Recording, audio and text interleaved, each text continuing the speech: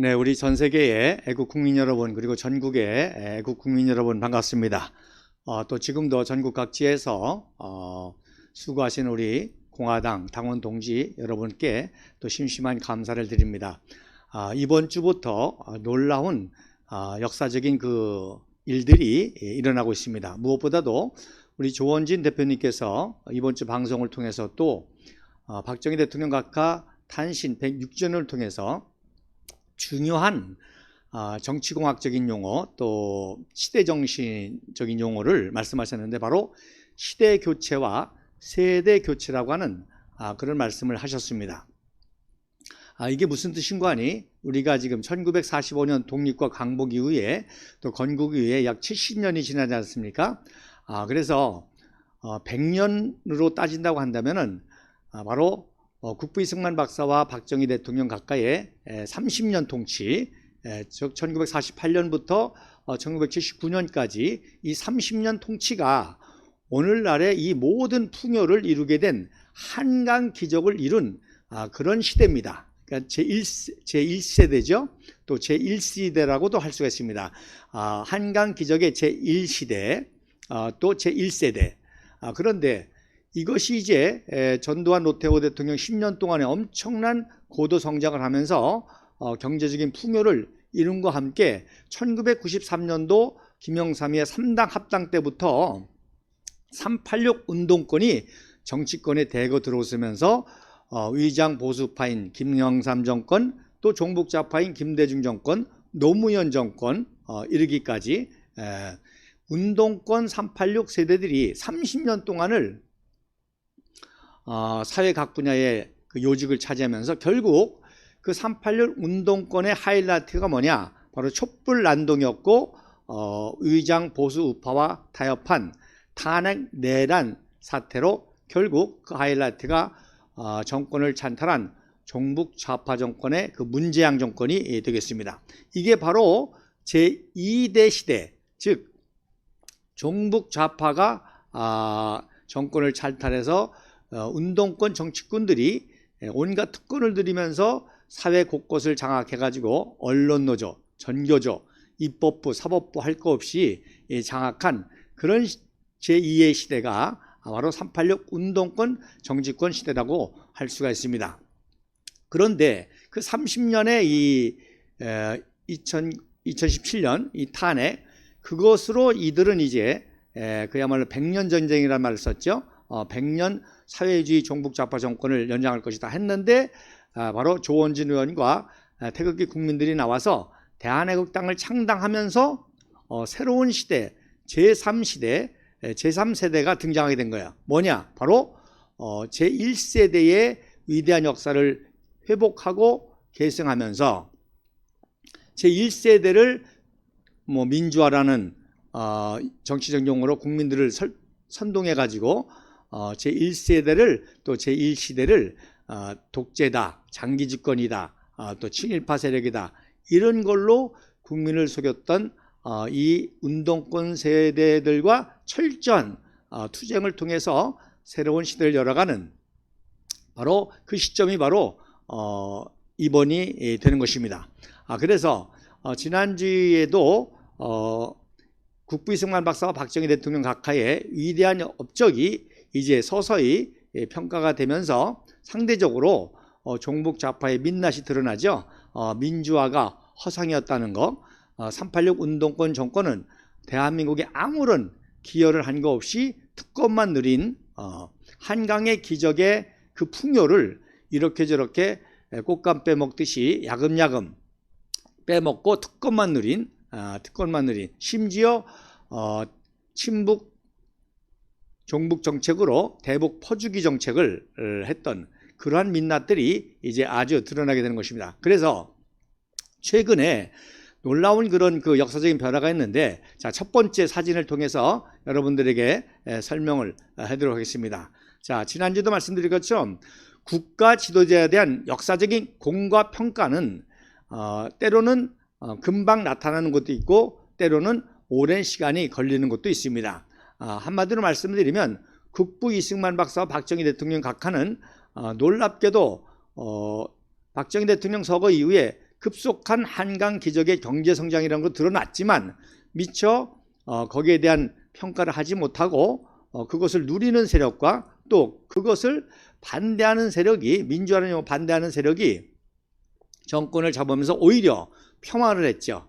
왜곡을 했고 폄하를 하고 매도를 해서 국부 이승만 박사, 국부라는 말을 아주 쓰지도 못하게 하고 독부라는 말로 이승만이라는 말이 금기어가 될 정도로, 언론 방송에서는 금기어가 될 정도로, 그리고 박정희 대통령도 마찬가지입니다.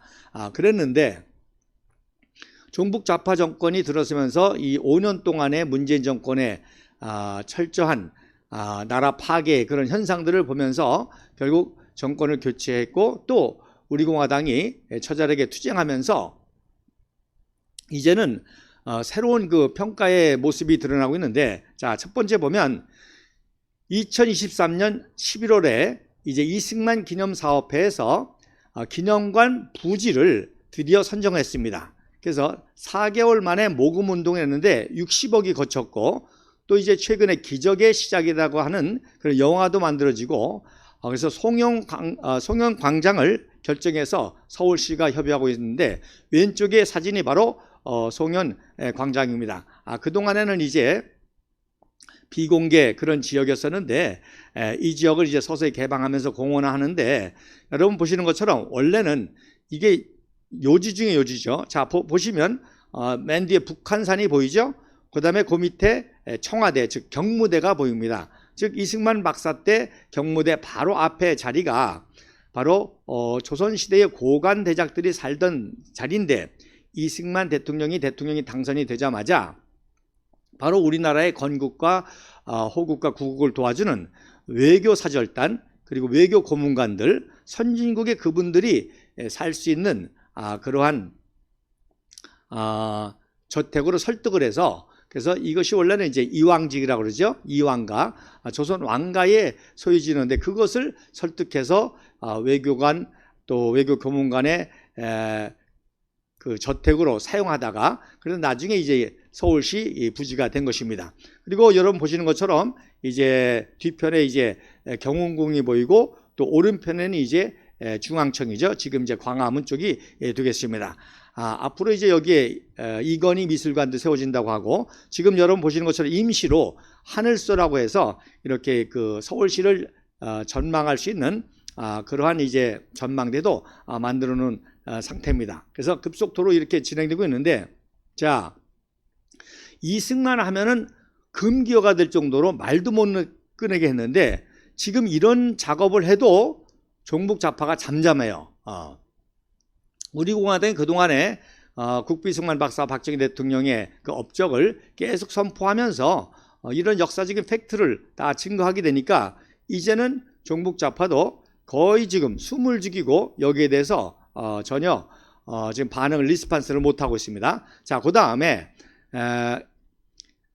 2023년 11월 달에 이제 윤석열 정부에서, 자, 윤석열 정부도 제일 중요한 게 뭐예요? 경제부흥이잖아요. 국방안보와 경제 발전인데 이제 국방안보는 그래도 한미 동맹이라든지 뭐 이런 걸로 해서 굉장히 튼튼합니다. 물론 이제 위협의 가능성은 있지만 그래도 아직 피부에 닿았는 그러한 위협은 없기 때문에 가장 국민들이 피부가 닿는 게 경제 문제 아닙니까? 그래서 이 경제적인 공을 세우지 못하면 그야말로 역적이 되는 거 아니겠습니까?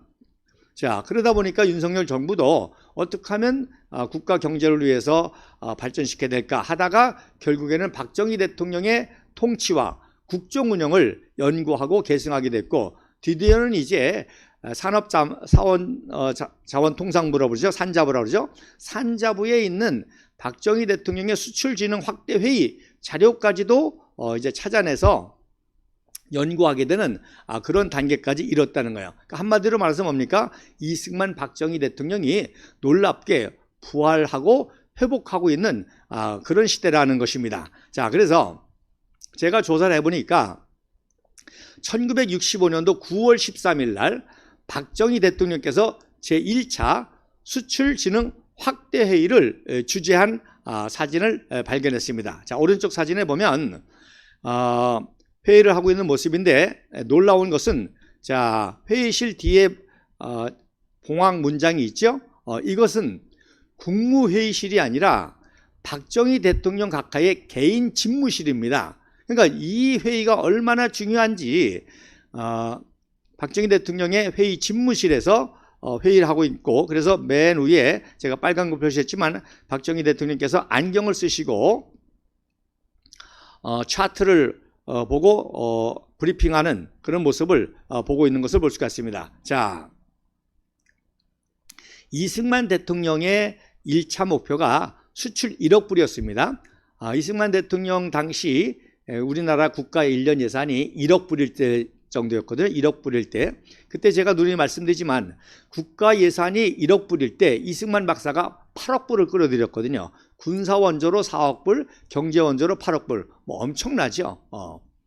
그러면서 이제 수출해야만 나라가 발전하니까 1억 불의 수출 목표를 가지고 개혁을 세웠는데, 그것이 이승만 박사의 하야로 인해서 또 장면 정권이 들어서면서 못 이루어지다가 박정희 대통령이 혁명을 통해서 3년의 군정을 끝내고 1964년도 대통령 취임하고 1년 만에 1억 불을 달성했습니다. 그러니까 곧바로 65년도에 이제 수출진흥 확대 회의를 하면서 1억 불이 아니라 이제 100억 불을 목표로 해서 회의를 시작하게 되는 그런 아주 중요한 역사적인 사실입니다. 자, 경제에 있어서 가장 중요한 것이 수출입니다. 그래서 수출의 액수가 그만큼 나라의 부강을 척도하는 거죠. 예를 들어서 네덜란드라든지 싱가포르라든지 덴마크 이런 나라들은 굉장히 작은 나라지만 선진국입니다. 왜? 바로 나름대로의 수출 주력 상품을 가지고 세계를 시장으로 해서 엄청난 수출을 이루기 때문에 넷을 해봐야 뭐 싱가포르 같은 경우는 500만이 채 되지 않는데 거기서 넷으로 돌아가 봐야 얼마나 되겠습니까? 그런데 엄청난 수출과 또 이런 그 국제 통상을 통해서 이득을 얻게 되니까 선진국이 되는 것입니다. 자, 그래서 그 다음 사진에 보면 국가 발전의 총화이며 상징적인 평가는 바로 수출액입니다. 그래서 말씀드린 대로 1964년도 1억 불을 수출을 달성하고 후속 조치로 1965년도 제1차 수출진흥 확대회의를 개최했는데, 자, 놀랍게도 바로 1977년 약 9년 만에 바로 12월 20일 날 장충체육관에서 1억 불 수출 기념식을 이뤘습니다. 그래서 이제 왼쪽 사진에 광화문에 1억 불 수출의 날이라고 아주 대대적인 그런 그 아치를 세워서 기념식을 하고, 오른쪽에 이제 이 수출 산업의 역군들인 바로 각 산업의 직원들, 특별히 여성 직원들의 사진이 보이는데요. 그 기념식을 한 그런 사진입니다. 그래서 놀라운 것은, 자, 서독이 라인강의 기적이라고 해서 1억 불에서 100억 불로 가는데 11년이 걸렸습니다. 그 다음에 일본이 패전 이후에 경제 부흥을 해서 1억 불에서 100억 불까지 가는데 16년이 걸렸습니다. 여러분 아시는 대로 서독과 일본은 세계를 상대로 전쟁을 할 정도의 세계 최강대국이었습니다. 그러나 패전을 했지만 그런 인프라라든지 그런 인재리라든지 그런 것들이 다 그대로 있지 않았습니까? 그것을 다시금 회복시켜가지고 했기 때문에 11년, 16년이 걸렸는데, 우리나라 같은 경우는 일본 식민지에서 해방이 된 데다가 또 그나마 1950년 3년 동안 국제전쟁을 겪었던 그야말로 황무지에서 무에서 유를 창조했는데, 그게 얼마나 걸렸냐? 바로 8년 정도밖에 걸리지 않았다는 이 놀라운 사실입니다. 자, 그래서 곧바로 박정희 대통령께서는 또다시 1천억 불의 목표를 세웠죠. 1차적으로는 이제 2배가 되는 200억 불.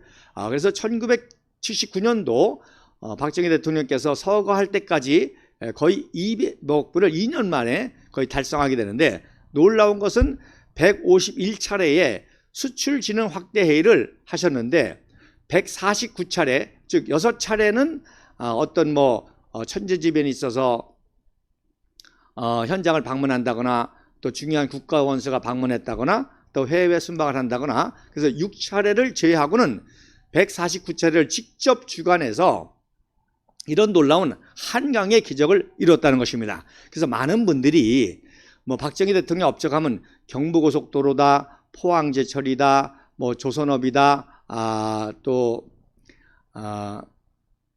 고리 원자력 발전소다 그렇게 얘기를 하는데 그런 것들은 어떤 의미에서 지극히 작은 하나의 분야입니다. 그런 모든 하나하나의 분야들이 총화를 이루어 가지고 결과로 열매로 나타나는 것이 수출액이죠. 그래서 수출액이 이게 가장 중요한 것입니다. 그래서 수출이라는 것은 유통만 잘 돼서 되는 것도 아니고 제조업만 잘 돼서 되는 것도 아니고 중화학만 잘 돼서 아니고 그것이 중소기업이든 대기업이든 중화기업이든 모든 것의 총화가 수출액인데 그렇게 되려면은 그야말로 사회 시스템, 인프라, 또 인재, 또 과학기술, 또 중소기업 모든 것의 총화가 수출액인 것이죠. 그래서 다시 말씀드리면 경부고속도로는 지극히 한 분야, 유통 분야의 그 교통 인프라의 하나고 그다음에 조선소 마찬가지죠. 이 수출하려면 또 배로다 큰 물량이 또 이동되지 않습니까? 또 항공, 또 중화학공, 또 건설, 건축. 그래서 이게 바로 한강에 기적할 때 바로 다시 말씀드리자면 포항제철 같은 거는 지극히 작은 하나라는 것이죠. 그런 모든 것들이 합해져 가지고 100억 불을 달성하는데 자 그래서 그 다음 사진 한번 보면 그러니까 한마디로 말해서 이 수출이라는 것이 국가 경영의 총화인데 이승만 박사도 그렇고 박정희 대통령 특별히 박정희 대통령께서는 이승만 박사가 세워놓은 모든 인프라를 이제 동원해 가지고 한강의 기적을 이루는데 박정희 대통령은 군사 천재로서 이 군사 작전을 이 경제에 활용해 가지고 이런 기적을 이뤘고 특별히 말씀드린 대로 수출이라는 것은 모든 경제력의 총화이기 때문에 오케스트라 지휘와 같은 거예요. 그래서 현악기, 타악기 또 등등을 총동원해 가지고 그것을 하모니로 이루는 그 오케스트라와 같은 것, 즉 제철 또 전기, 전력, 석유화학, 중화학 또 중소기업 또 등등 이런 것들을 다 총화를 해가지고 수출이라는 열매를 거두는 게 그 국가 경영이라는 것입니다. 자, 그래서 1977년도 바로 100억 불을 달성할 때 삼성물산이 그 당시 5억 불을 달성해서 수출탑을 받았습니다. 그래서 3년 연속 수출 1위를 차지했는데 효성물산 같은 경우는 1억 불을 탑을 세웠습니다. 그리고 1979년도에는 이제 200억 불에 육박을 하죠. 그리고 1995년도 즉 이승만 박사, 박정희 대통령께서 제1차 회의를 한 20년 후고 중요한 그 100억 불을 달성한 이후 10년 만에 1000억 불을 달성하게 되고 지금은 이제 1조를 넘어서게 되죠. 또 이제 단위가 커지다 보면은 1% 성장만 해도 엄청난 거잖아요. 자, 예를 들어서 1000억 불의 수출을 했는데 1% 성장을 했다. 그럼 10억 불인 거예요. 10%다. 그러면 100억 불인 거죠. 그 2배로 성장했다. 2000억 불. 엄청난 거죠. 이때부터는 이제 기하급수적으로 늘어나게 되니까. 자, 지금은 대한민국이 어느 정도냐? 자, 이승만 박사와 박정희 대통령과 박근혜 대통령을 통해서 우리나라 군수 산업이 굉장히 발전했죠. 그래서 군수 산업만 해도 200억 불입니다. 자, 삼성만 해도 500억 불이 넘어가죠. 1000억 불까지 가죠. 그래서 한 개 기업이 이제는 한 개 기업이 200억 불, 300억 불 이렇게 나가는 거예요. 엄청난 발전이죠. 그래서 이것을 한강의 기적이라고 하는 것입니다. 그래서 이러한 기적의 1세대들을 바로 386 운동권들이 독재니 무슨 친일파니 이런 걸로 매도해서 그동안 정권을 찬탈해서 하다가 이제서야 이제 국민들에게 이런 역사적 진실이 드러나게 되는 거예요. 아, 우리가 누리는 모든 풍요는 이승만 박정희의 한강 기적의 열매였구나. 그리고 뭐 정의를 외치고 민주화를 외쳤던 386 운동권 세대 알고 보니까 그 모든 풍요를 저들이 야금야금 빼먹고 결국 온갖 부정부패로 사회 요직을 차지해서 특권만 누렸지 오히려 한 것은 아무것도 없고 오히려 국가를 붕괴시키고 정체성을 망가뜨리고 오히려 대북 퍼주기 정책, 바로 자기네들 돈 가지고 북한 도와준 게 아니잖아요. 바로 이런 국민의 혈세, 그러니까 나라의 규모가 커지고 경제가 발전하고 개인의 소득이 오르면서 냈던 그 세금을 모아가지고 북한을 도와줘서 핵을 개발하게 만들고 그리고 온갖 부정부패를 행하고 심지어 사법거래까지 하고, 그래서 이렇게 제2시대, 제2세대, 이 386 세대의 민낯이 드러나면서 결국 386 세대의 모든 부정부패와 대비돼서 바로 한강기적의 1세대가 위대했고 청렴결백한 지도자가 이런 놀라운 천재적인 능력을 발휘해서 이런 능력을 발휘했고 했다는 것이 이제 증거가 되게 되는 것입니다. 자, 그래서 그 다음 사진에 보면 다시금 쉽게 말씀드리면 시대와 세대 교체라는 것은 뭐냐? 바로 제1시대, 제1세대의 위대한 역사를 계승, 발전, 창조하고 이제 그 2세대 38년 운동권, 즉 1993년도 3당 합당으로 말미암아 오늘날까지 약 30년 동안 38년 운동권이 지금 다 장악했지 않습니까? 입법부, 사법부, 행정부, 언론까지. 그래서 KBS도 이번에 개혁을 하려니까 이제 막 극렬하게 반대하지 않습니까? 자기네들은 종북 좌파의 정권의 나팔수가 됐으면서 이제 또 개혁을 하니까 또 현 정권의 나팔수가 되려고 하느냐 뭐 이렇게 반대하지 않습니까? 자, 그러니까 1948년도부터 1979년까지 국부 이승만 박사와 박정희 대통령 가까이의 독립, 건국, 구국, 호국, 한강 기적 시대의 위대한 역사를 지금 우리가 부활시키는 작업을 하고 있고 상대적으로 1993년부터 2023년까지 30년 동안 3당 합당을 통해서 386 운동권들이 대거 사회 각본에 들어왔고 결국 촛불로 전국까지 창탈했고 문재인 정권을 통해서 사회주의 100년까지 열려고 했는데 바로 대한애국당 우리 공화당이 이것과 극렬하게 5년 동안 싸우면서 결국 정권을 교체시켰고 윤석열 정부가 들어서면서 이런 역사를 다시금 회복하는 그런 놀라운 전환기의 시작이 있다는 것입니다. 그래서 제가 이 두 가지를 상징하는 사진을 여러분들에게 이제 보여드립니다. 이제 왼쪽 사진이 1955년 11월 3일 날 인제 관대리에 즉 제1군 사령부 제3군단을 국부 이승만 박사가 방문했을 때 그때 80세였거든요.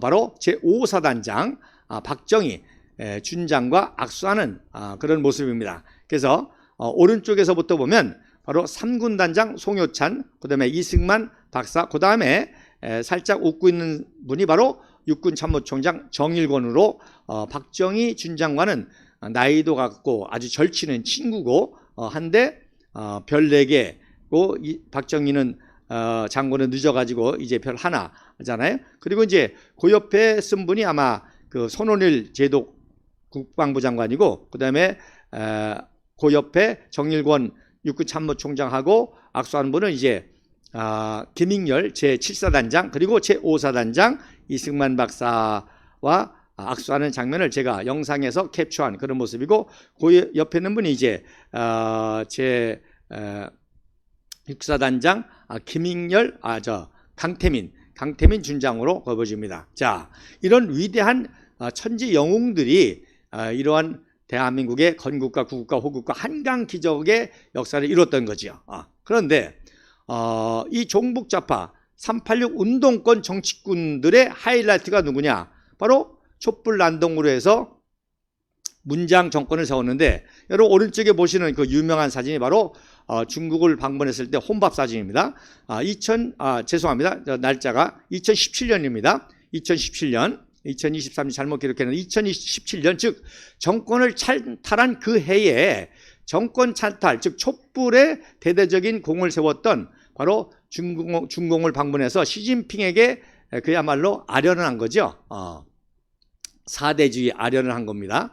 그래서 대한민국 국가 원수로 역사상 최고의 굴욕을 당한 게 바로 중국에 가가지고 10끼 중 8끼를 혼밥을 먹었는데 그 중에 14일 날 아침 식사로 혼밥을 먹는 그런 모습입니다. 자, 엄청난 수치와 창피죠. 참 초인류 강대국 미국하고도 당당했던 국부이승만 박사와 박정희 대통령 최고의 예우를 받았던 그런 국가 원수가 있었던가 하면은 이렇게 오히려 지금 시대에 중공을 방문해서 이렇게 이런 수치와 기자들이 두드려 맞고 하는 이런 비극을 당했다는 것을 우리가 알아야 되는 것입니다. 자, 그 다음 사진에 자 하나 더 보면 결국 386 운동권 정치꾼들이 뭐 독분이 장기 집권이니 군사 독재니 또 친일판이라고 왜곡한 위대한 지도자를 다시금 우리가 발견하게 된다는 것입니다.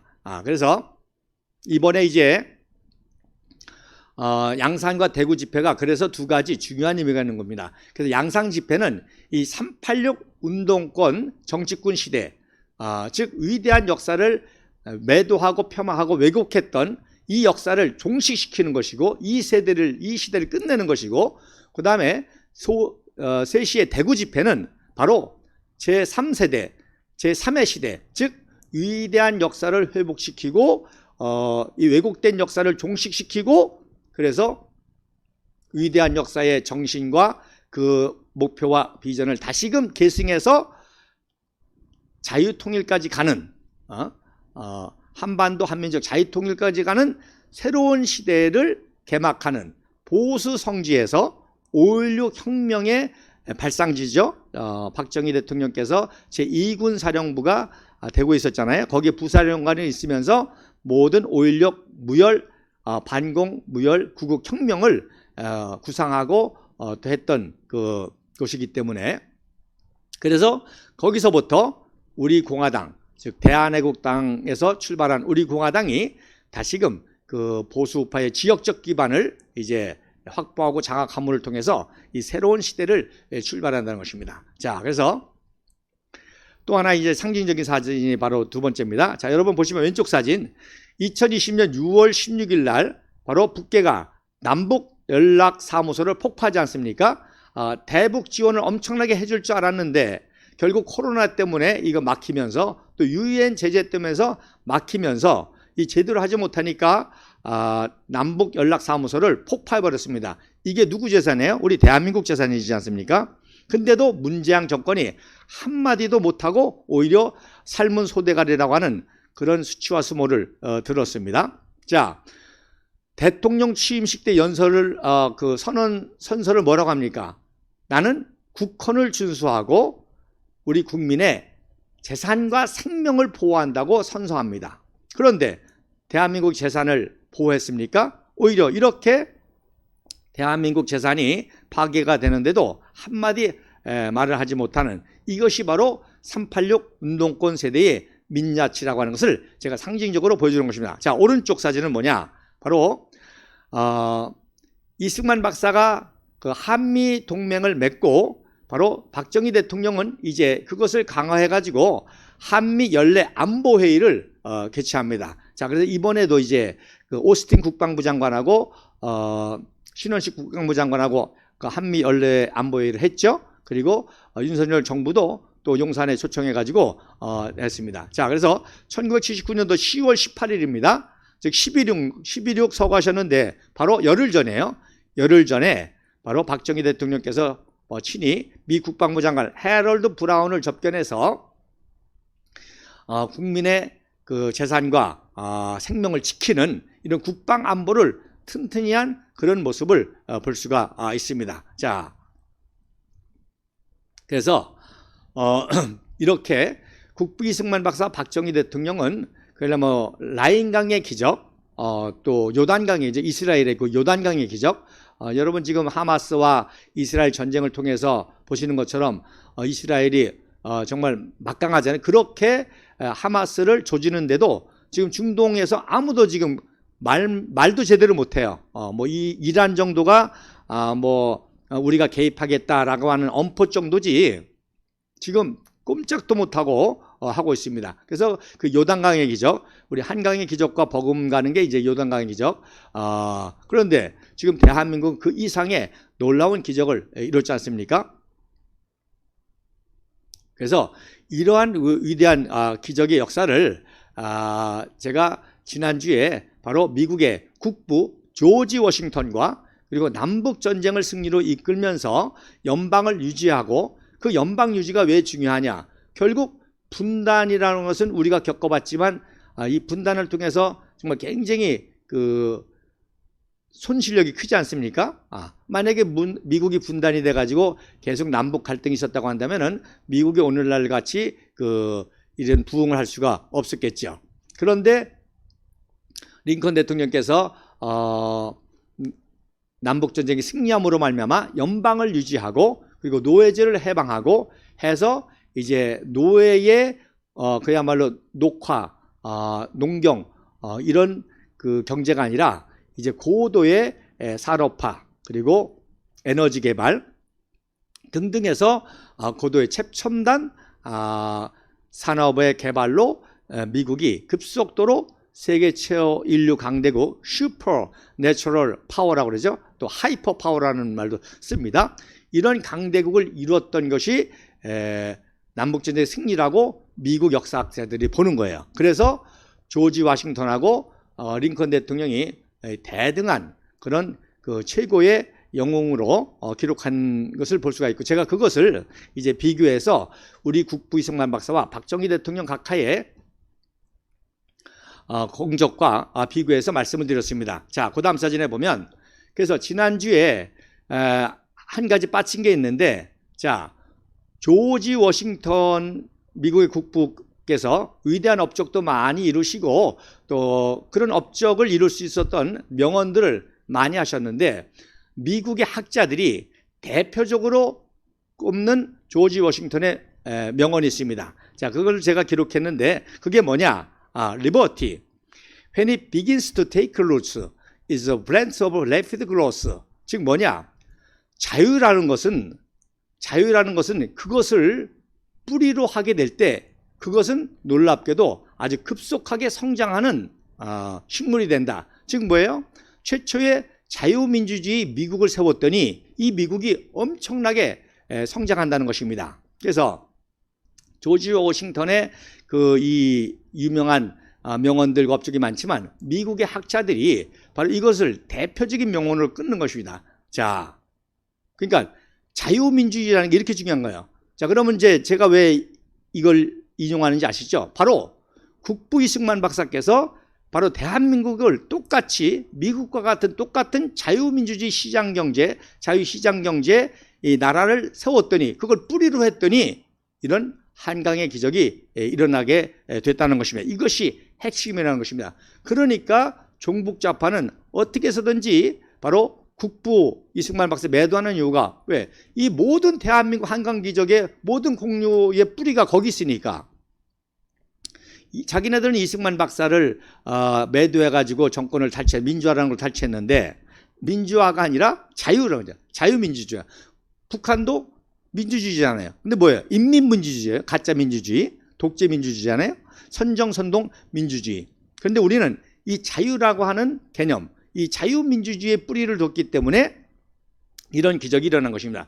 놀라운 것은 바로 이 자유민주주의 개념을 바로 1897년도 이승만 청년이 1875년도 배제학당에 입학해가지고 1897년도 배제학당을 졸업해 2년 동안 배운 게 바로 이걸 배운 거예요. 선교사들 통해서.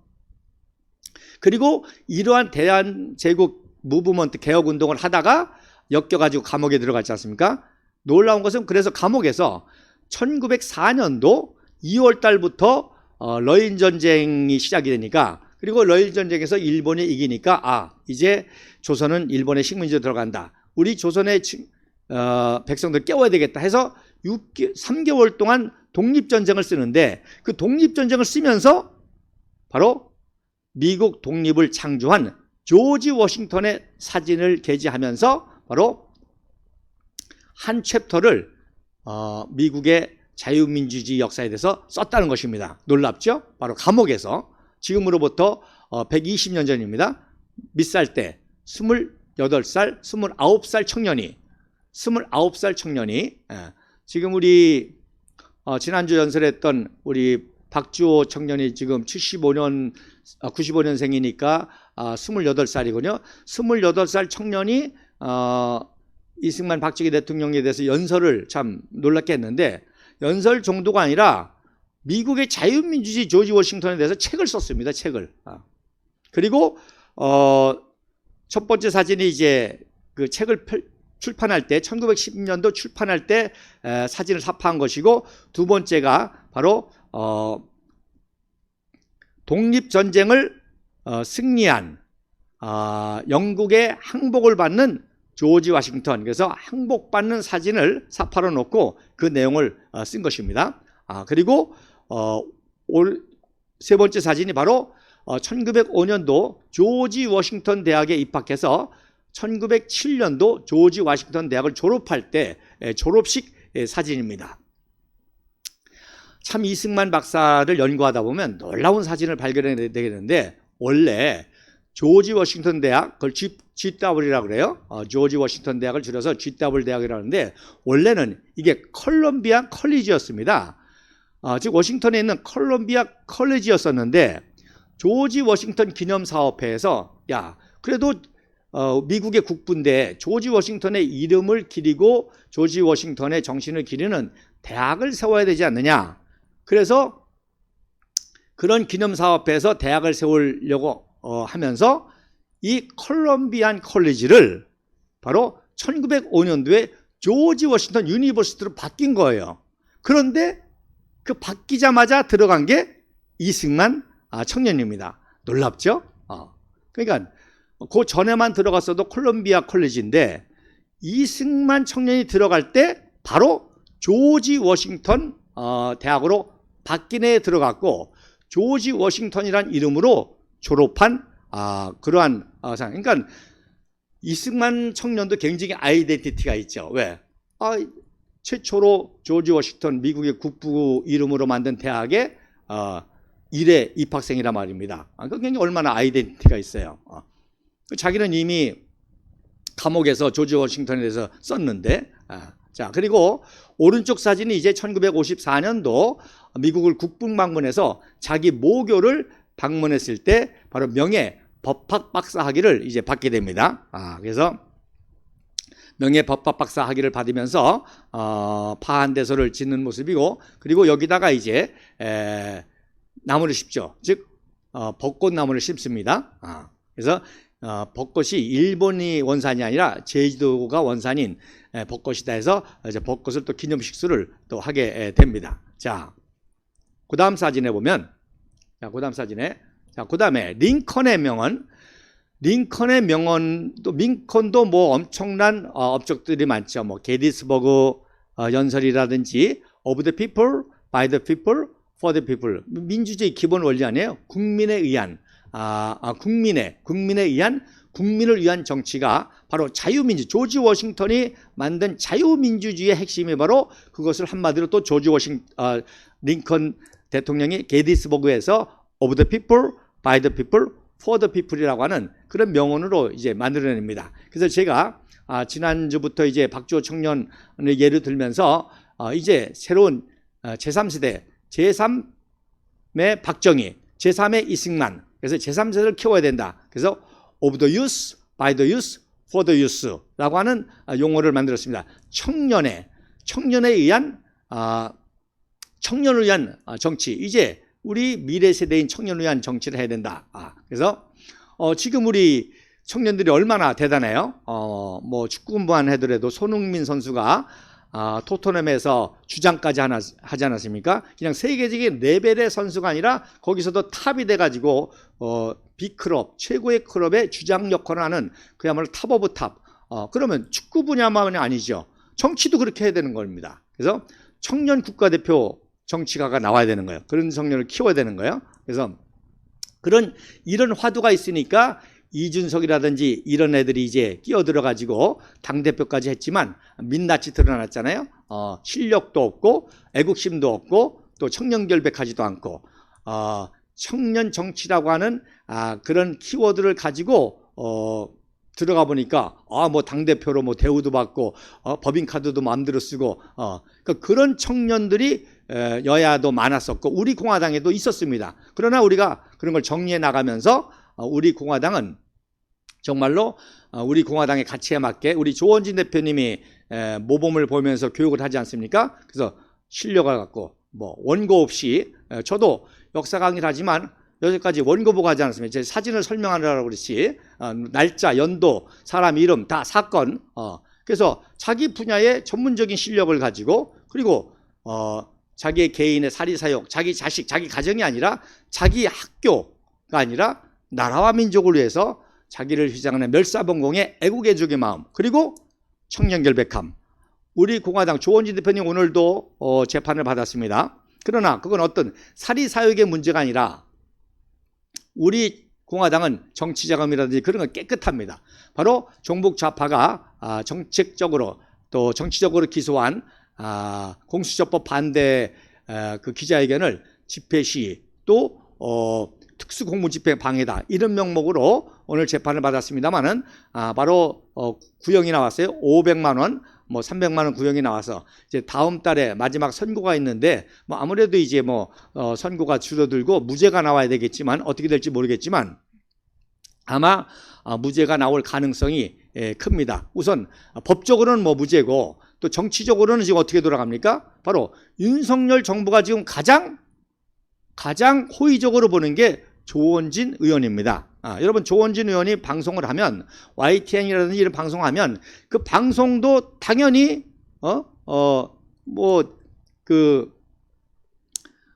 용산하고 커넥팅이 되죠. 그러니까 방송을 하면 제일 먼저 용산 비서실이라든지 이런 데 보냅니다. 그래서 지금 보세요. 우리가 공수처법 반대 시위를 했습니다만 조원진 대표님께서 연설하지 않습니까?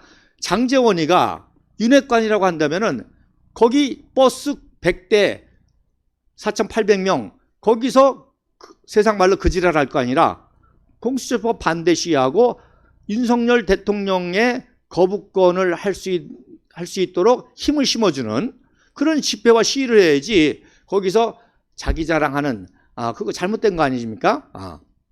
우리 공화당은 바로 우리 공화당이지만 이것이 나라를 위한 일이기 때문에 바로 공수처법 반대 시위하고 바로 윤석열 대통령이 바로 거부권을 행사하는 데 힘을 얻을 수 있도록 우리가 이런 일을 하니까 지금 여당도 아무도 그런 짓을 안 하잖아요. 뭐 김기현 대표도 그렇고 제가 또 놀라운 거는 이제 지난 11월 14일이 박정희 대통령 가까이 탄신이었는데 프랭카드 하나 없잖아요. 구미생가에만 같이 쪼르러 갔지. 근데 놀라운 것은 11월 22일이 무슨 날이냐? 김영삼이 서거 날입니다. 그런데 국민의 국회의원들이 박정희 대통령 탄신 프랭카드는 안 걸고 민주주의의 거목 기억하겠습니다. 김영삼의 프랭카드를 걸고 있더라고요. 국민의힘당에서. 그러니 윤석열 지금 정부는 박정희 대통령을 연구하는데 산자부에 있는 자료까지도 갖다가 끄집어서 연구하고 있는 판인데 그런데 박정희 대통령 탄신 프랭카드는 안 걸고 김영삼을 거는 이런 게 지금 여당이란 말입니다. 그러니까 세상 말로 윤석열 정부가 믿을 사람이 없어요. 여당 내에도. 그런데 오로지 나라와 민족을 위해서 정의를 행하고 하는 조원진 의원을 가장 지금 용산에서도 호의적으로 보고 주목해서도 보고 지금 각종 방송사에서도 지금 이렇게 관심을 갖고 있는 것을 볼 수가 있습니다. 즉 뭐예요? 시대가 지금 엄청난 드라마틱한 제3시대로 넘어가고 있고 제3세대 즉 위대한 국부 이승만 박사와 박정희 대통령의 정신을 다시금 계승 발전시키려고 하는 이 제3세대, 그들을 매곡했던 제2세대를 끝내고 제2시대를 끝내고 하려는 이런 놀라운 전환의 역사가 있다는 겁니다. 자, 그래서 말씀드린 대로 이 링컨 대통령도 이렇게 엄청난 업적과 또 명언들이 많은데, 미국의 학자들이 대표적으로 꼽는 그 명언이 바로 이겁니다. 뭐라고 하는 거니? My dream is of a place and a time where America will once again be seen as the last best hope of earth. 무슨 뜻이냐? 링컨 대통령의 꿈은 뭐냐?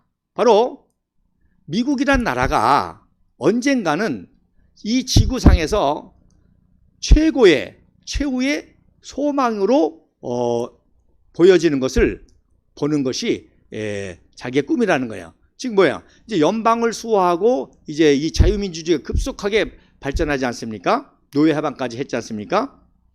그러니까 이 미국과 같은 나라가 바로 미국만이 정말 최상의 소망이다, 최후의 소망이다, 이것을 보는 것이 그 꿈이라고 하는데, 이게 이제 오래되다 보니까 버전이 좀 다른데, 더 정확하게 표현을 드리자면 뭐냐면, 자, 이미 유럽에는 영국식 민주주의가 있죠. 그런데 이제 신대륙 미국에서 최초의 자유민주주의, 상권분립, 이 민주주의가 새로 생겨서 급속도로 성장하니까 링컨의 꿈은 뭐냐냐? 태평양 건너 동양에서,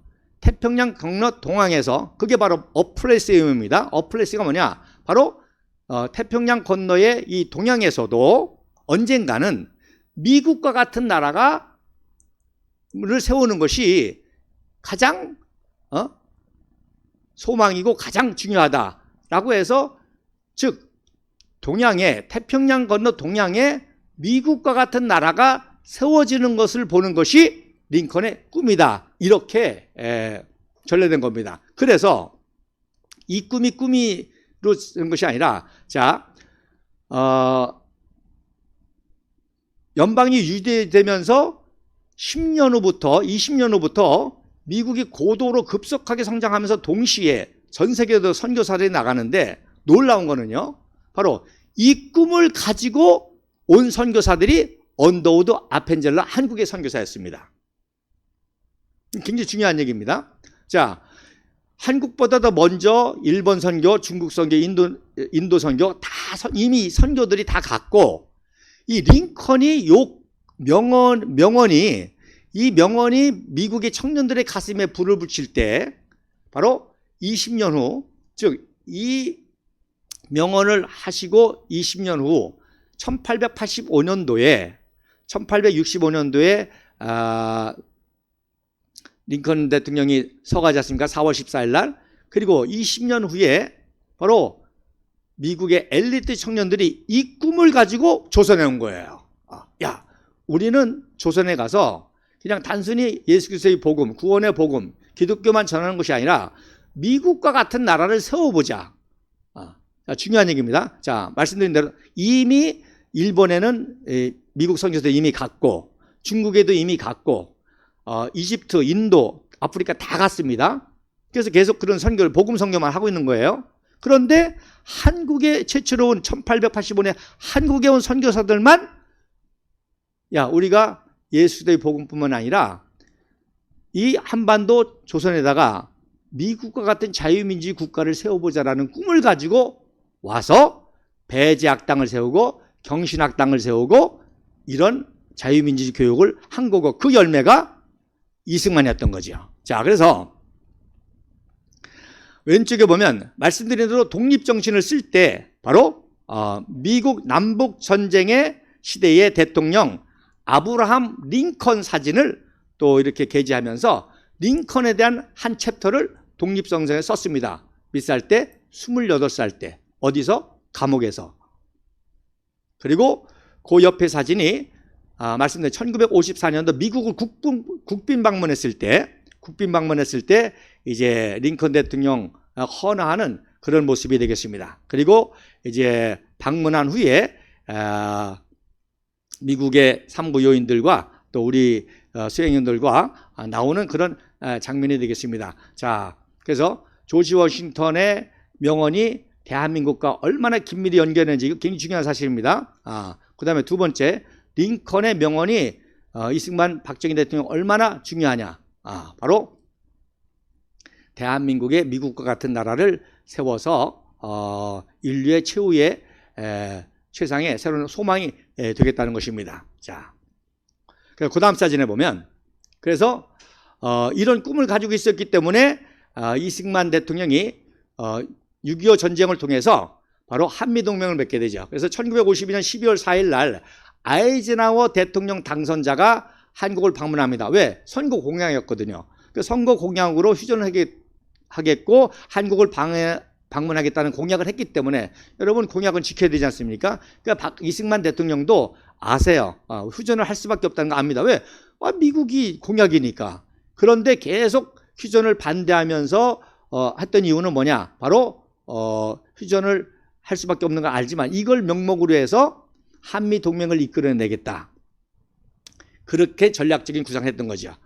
그래서 아이젠하워가 방문했을 때 그 유명한 대형 태극기, 국기개양대용 대형 태극기를 선물하면서 한미동맹을 설득하는 모습이고, 그 다음에 이제 결국 휴전을 해서 한미동맹을 맺고 54년도 7월 27일 날 미국을 방문해서 정상회담을 하는 그런 모습입니다. 근데 이승만 박사가 놀라운 얘기를 하죠. 지금은 한미동맹이 우리 대한민국에게 엄청난 자선 만대까지 이익이 되겠지만, 그러나 시간이 지날수록 미국 너희에게 이익이 될 거다. 이런 명언을 하십니다. 자, 그 다음 사진을 보십시다. 자, 요거까지 하고 이제 다음 주에 이어져겠죠.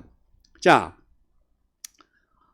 1965년입니다. 1865년 링컨 대통령이 서거하고 100년 만에 1965년 100년 만에 어떻게 됐어요? 미국이 초인류 강대국 미국이 베트남 전쟁의 수렁에 빠졌습니다. 위기죠. 엄청난 위기입니다. 그랬을 때에 존슨 대통령이 누굴 초청합니까? 박정희 대통령을 국빈 초청합니다. 그래서 이승만 박사가 그 덜레스하고 한미 상호 방어 조약을 맺으면서 뭐라고 하는 거 아니? 자, 말씀드린 지금은 우리가 혜택을 받지만 너네 미국도 점점점 국제화 세계화 되면서 복잡해질 텐데 반드시 국제 외교적으로 곤란할 때가 올 것이다. 그때 우리 대한민국이 도와줄 것이다 그랬습니다. 예언했습니다. 근데 그 예언을 하고 10년 만에, 정확하게 10년 만에 미국이 베트남 전쟁으로 수령에 빠진 그 게릴라전을 못 감당하는 거 아니에요? 그 베트공들을. 그랬을 때 박정희 대통령이 우리가 6.25 때 우리를 도와줬으니까 우리 혈맹이 어려움 당할 때 우리도 도와야 된다. 그래서 적극적으로 도우니까 존슨 대통령이 이렇게 박정희 대통령을 인류 역사상 최고의 예우로 자기의 전용기 에어포스 1을 보내서까지도 모셔오는 그러한 역사를 이뤘던 겁니다. 놀랍죠? 그래서 10년 만에 예언이 이루어진 거예요. 그래서 미국이 어려울 때 우리가 도와준다. 누가 도와줘? 박정희 대통령이 도와줬죠. 자, 그러면 이 영상까지 보고 다음 시간에 자, 박정희 대통령 각하께서 링컨 대통령을 그 신전을 방문하는 그 영상을 보도록 하겠습니다. 그 다음에 틀어주세요.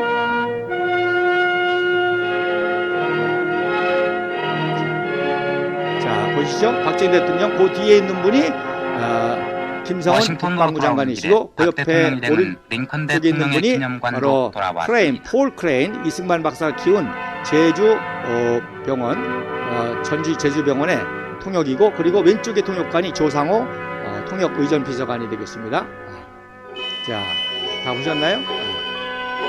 놀랍죠? 그래서 박정희 대통령도 링컨 기념관에서 참배를 하고 묵념을 하고 그분의 꿈이 아마 통일했을 겁니다. 반드시 우리가 막강한 군사력, 그리고 풍부한 외교력, 그리고 자유우방 유한과의 원활한 외교력을 통해서 반드시 우리는 평화적인 방법으로 북한을 굴복시키겠다. 그리고 마지막에 보이는 게 바로 조지 워싱턴 기념탑이 되겠습니다. 그래서 마주보게 해놨어요. 그러니까 미국은요, 이 워싱턴 도시 하나도, 이 워싱턴 도시 설명만 해도 이 재미난 역사인데 다 역사적인 의미를 가지고 만들었어요. 그래서 링컨 이 오벨리스크를 마주보는 게 링컨 기념관인데, 링컨 기념관을 미국 사람들 뭐라고 하는 거니? 템플이라고 하는데, 템플, 신전이라고 그래, 신전.